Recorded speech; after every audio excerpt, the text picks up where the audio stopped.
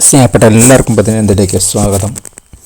ഇളവിലോട് സദ്വർത്തമാനം ഘോഷിപ്പാൻ യഹോവ എന്നെ അഭിഷേകം ചെയ്തിരിക്കൊണ്ട് യഹോവ കർത്താവിൻ്റെ ആത്മാവ് എൻ്റെ മേൽ ഇരിക്കുന്നു. യെശയ്യാ പ്രവാചകൻ 6-ാം അധ്യായം 14-ാമത്തെ വാക്യം.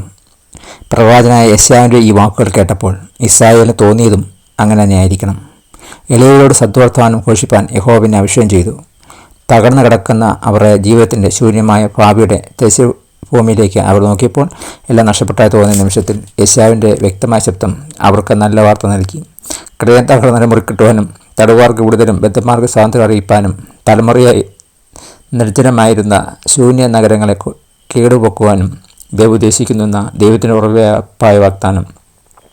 അവർ ഭീതിയുടെ നടുവിലും ജനങ്ങൾ കേട്ട ഏറ്റവും നല്ല വാർത്ത അതായിരുന്നു. ഇന്ന് നമ്മെ സംബന്ധിച്ചോളം യേശുവിലാണ് നാം ദൈവത്തിന് സുവാർത്ത കേൾക്കുന്നത്. സുവിശേഷം എന്ന വാക്കിൻ്റെ അർത്ഥം സുവാർത്ത എന്നാണല്ലോ. നമ്മുടെ ഭയം, വേദന, പരാജയം എന്നിവ മാറ്റുവാൻ അവൻ ഒരു നല്ല വാർത്ത നൽകുന്നു.